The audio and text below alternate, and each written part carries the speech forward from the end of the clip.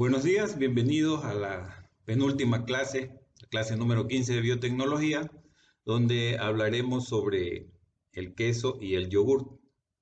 Bueno, el queso, pues ya ustedes conocen, un producto sólido elaborado a partir de la leche, a la cual se le añade una enzima. Esta enzima llamada renina se encuentra en el estómago de los rumiantes. Esta enzima tiene la particularidad de desequilibrar el pH de la leche. Si la leche tiene un pH de 6.6 por regla general, esta enzima logra el punto crítico de 4.7 de pH en donde se separan las proteínas de la emulsión y comienza el proceso de coagulación inmediatamente.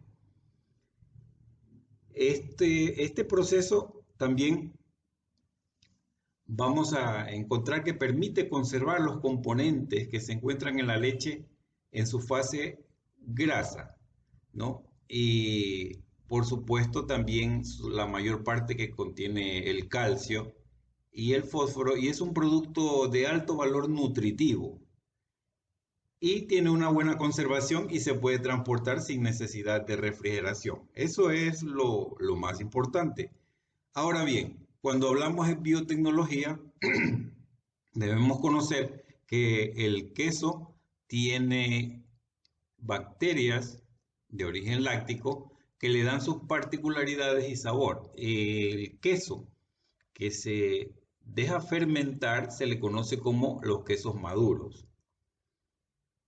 Bueno, la clasificación de los quesos. Según el sistema escogido para coagularlo, pueden ser al cuajo, cuando se añade el jugo gástrico de animales para cortar la leche, o los quesos ácidos que se consigue el mismo resultado, pero esto es con un ácido extra que se le coloca. Por supuesto, tiene que ser un ácido orgánico comestible, como por ejemplo el ácido acético, ¿no? También se pueden clasificar de acuerdo al origen de la especie del cual obtenemos la leche. Bueno, se pueden clasificar de acuerdo a la textura en compactos, con ojos redondeados y granulares, con ojos de formas irregulares. O según el contenido de agua, fresco, blando, semicurado y curado. Aquí aclaramos la particularidad. El queso fresco es el que prácticamente se consume enseguida y no da mucha oportunidad a que las bacterias mejoren el sabor. En realidad, la propia biotecnología ocurre en el resto de los quesos, que son los que sí se encuentran ya madurados por acción de las bacterias. Muy pocos conocidos en nuestra región, ya que aquí en Manabí pues el mayor consumo es de los quesos frescos. También se pueden clasificar de acuerdo al contenido de la grasa, ¿no? Triple graso, doble graso, graso, semigraso, semidesnatado, no graso y magro. Imagínense, aquí está el contenido, varía desde un 75% de grasa hasta el magro que tendríamos menos de un 10%. También, obviamente, se pueden clasificar de acuerdo al tipo de microorganismos que se utilizan en la fermentación. Hablemos claro, si le añadimos un microorganismo al queso, entonces obviamente va a ser un queso madurado. En este caso, aquí la clasificación tenemos ya de acuerdo a cuáles son los microorganismos, tenemos los llamados veteados, ¿no? La maduración se hace en cuevas ventiladas, el crecimiento se hace por el moho penicillium y aparecen vetas azules dentro de su composición. En estos encontramos el Roquefort, Gorgonzola, Danablu, Edelpis, Bergader, Bellalay, Paglia y Stilton. De moho blanco, cuando en la maduración se rocían con mohos blancos que son los que producen su aspecto, como por ejemplo el camembert y el queso brie. Bueno, con desarrollo bacteriano en la corteza. Antes de la maduración del queso se unta en un cultivo de bacterias que al desarrollarse le darán unas características especiales. Bueno, esta inoculación, sea de bacterias o sea de hongos, es para mejorar la calidad organoléptica del queso. Bueno, aquí tenemos un cuadrito donde ahí está el proceso, la textura, el agente que se utiliza, el tiempo que va a demorar en la fermentación y cuál es el nombre del queso. Entonces, aquí en realidad en el mundo tenemos muchísimas clases de quesos maduros. Sería imposible en una sola clase tratar de abarcar esto. Pero vamos a hacer un recuento. Por ejemplo, el queso suizo que emplea el Propionibacterium shermani, ¿no? Que es el que produce el sabor típico y los agujeritos llamados ojos del queso, ¿no?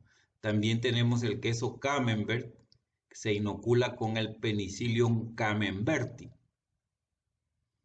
Tenemos los quesos azules, aquí están.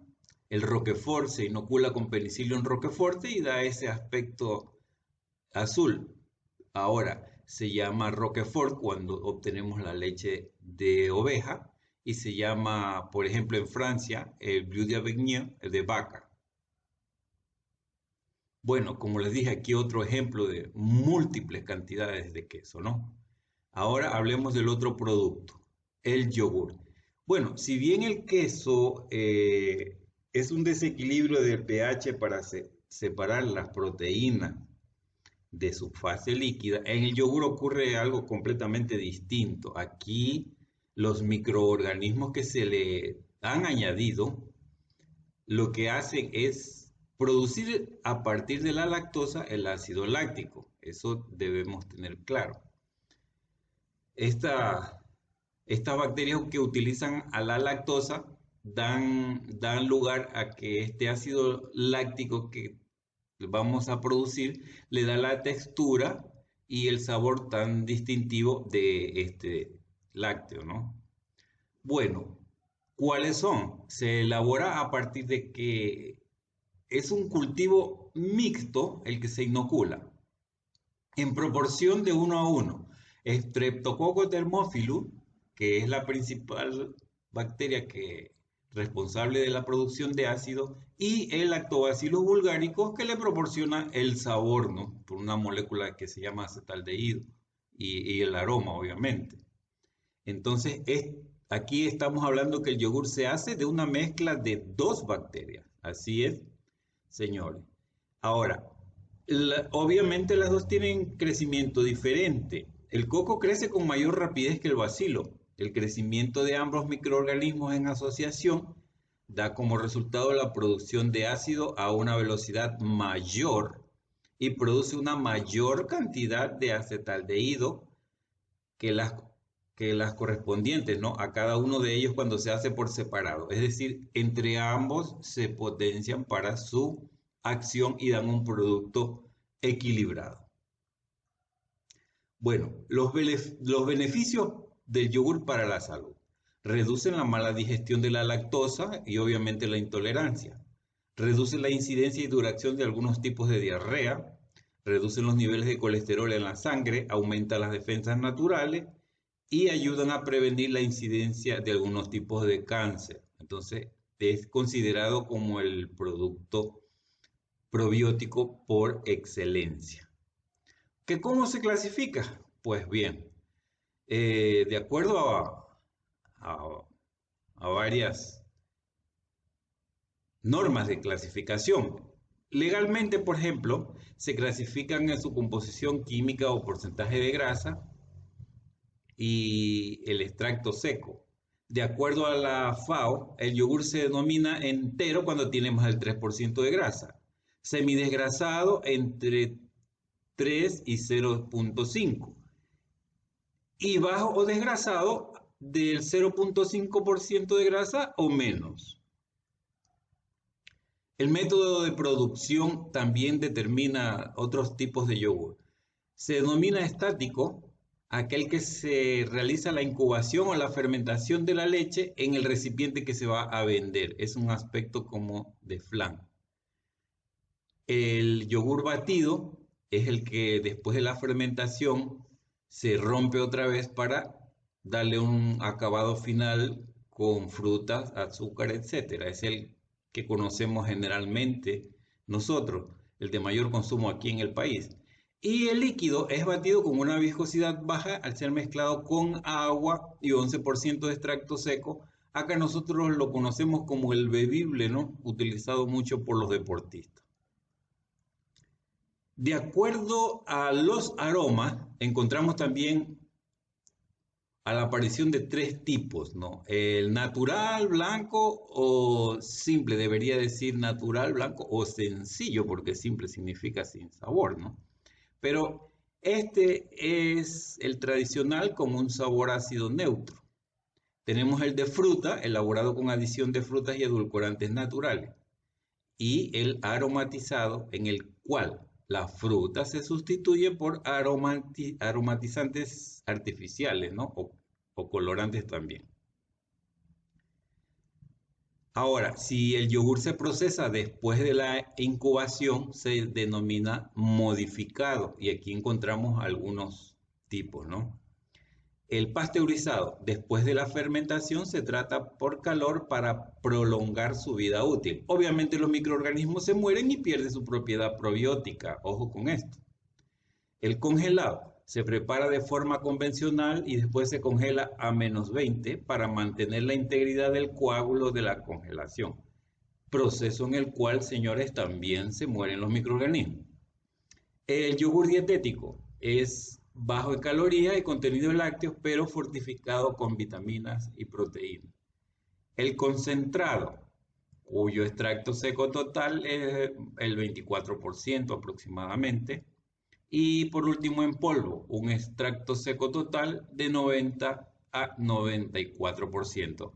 Todas estas clasificaciones que se modifican luego de la incubación, si la bacteria o los lactobacilos que vimos en antes, ¿no? Se mueren, entonces ya ha perdido su propiedad de probiótico. Bien, entonces hasta aquí es el tema de hoy.